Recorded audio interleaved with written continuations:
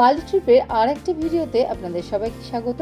Southern বালির একটা famous temple যেটা এখন আমরা এক্সপ্লোর করতে যাচ্ছি, উলুওয়াটু টেম্পল। আপনাদের নেক্সট বালি ট্রিপে এই স্পটটি অবশ্যই ইভিনিংয়ের জন্য সিলেক্ট করবেন, কারণ এখানকার মতো সানসেটের দৃশ্য গোটা বালি খুঁজে কোথাও পাবেন না। This is the best sunset spot in বালি।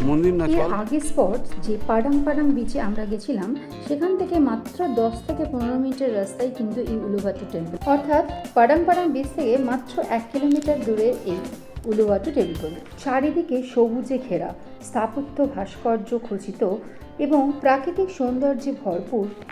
এই মন্দিরটি না দেখলে আপনারা কিন্তু বালির এক অত্যাশ্চর্য ফেমাস স্পটটিকে মিস করবেন।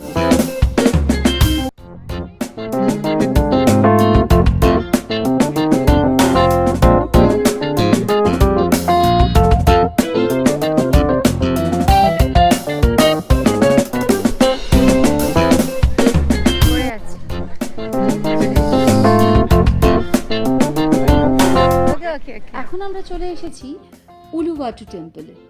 এই উলুওয়াটু টেম্পলের যে শুধুমাত্র একটা মহান সাংস্কৃতিক এবং ঐতিহাসিক বৈশিষ্ট্য আছে তা নয়, এখানকার স্টানিং ভিউয়ের জন্য এটা একটা দারুণ জনপ্রিয় পর্যটন এবং দর্শনীয় স্থান, এবং সানসেটের অপূর্ব ছবি এখান থেকে দেখা যায়। আর সব থেকে ফেমাস সূর্যাস্তের সময় এখানকার কেকাক নৃত্য। এই উলুওয়াটু টেম্পলের প্রবেশ মূল্য অ্যাডাল্টদের জন্য 60,000 ইন্দোনেশিয়ান মানিতে এবং 6 থেকে 12 বছরের শিশুদের জন্য 25,000। শহর থেকে প্রায় 30 থেকে 40 মিনিটেই কিন্তু গাড়ি বা ট্যাক্সিতে এই উলুওয়াটু টেম্পলে পৌঁছে যাওয়া যায়। ভারত মহাসাগরের 70 মিটার উপর অবস্থিত এই মন্দিরটি প্যানোরামিক দৃশ্যতে মুগ্ধ করে ট্যুরিস্টদের। এখন বুঝতে পারছেন তো কেন এই স্পটটি ইভিনিং টাইমে চুজ করা হয়েছে। এই জায়গা থেকে সানসেটের অসাধারণ স্টানিং ভিউ, যা আপনি ক্যামেরাবন্দি না করে পারবেনই না। আর উলুওয়াটু টেম্পল যেহেতু একটি পবিত্র স্থান, তাই শালীন পোশাক অপরিহার্য। আপনার কাঁধ বা হাঁটু ঢেকে রাখে এমন পোশাক পরলেই ভালো হয়। যদি না হয়, প্রয়োজনে প্রবেশদ্বারের কাছে সালং এবং শ্যাশ ভাড়া পাওয়া যায়, যেটা পরেই কিন্তু আপনাকে এই মন্দিরে প্রবেশ করতে হবে।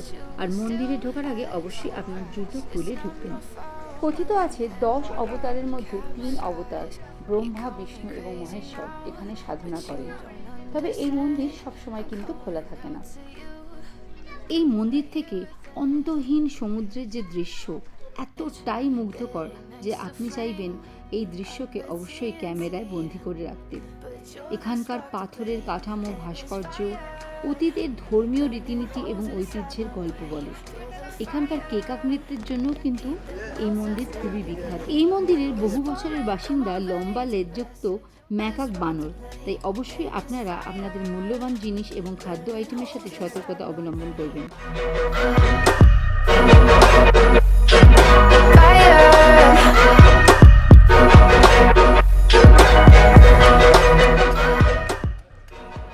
আর এই উলুওয়াটু টেম্পলের ক্লিফগুলোর উপরে ঠিক 6টা থেকে 6:30টার সময়, অর্থাৎ সূর্যাস্তের সময়, হিন্দু শাস্ত্র এবং বালির সাংস্কৃতিক নিদর্শন হিসেবে এখানে অনুষ্ঠিত হয় কেকাক ড্যান্স বা ফায়ার ড্যান্স, যার মধ্যে থাকে বিভিন্ন রকমের ডান্স এবং ড্রামা। আর Kecak dance is one of the most unique performance in Bali. তবে বালি শহরে সানসেটের দৃশ্য উপভোগ করতে গেলে this is the best place, যেটা সকাল 7টা থেকে সন্ধ্যে 6টা পর্যন্ত, যতক্ষণ ইচ্ছা ততক্ষণ পর্যন্ত কিন্তু আপনি এই মন্দিরে সময় কাটাতে পারবেন। আর ইভিনিং এর অ্যাট্রাকশন হিসেবে সানসেটের দৃশ্য আর কেকাক ডান্স একদমই মিস করবেন না। আর এই উলুওয়াটু টেম্পল থেকেই আমরা কুটা শহরের সাইট সিন শেষ করলাম। খুব তাড়াতাড়ি ফিরে আসছি আবার বালির অন্যান্য অনেক জায়গার ইনফরমেশন আপডেট নিয়ে। The melters down again. Now it's pouring through my veins, but I said you're the spark to blame.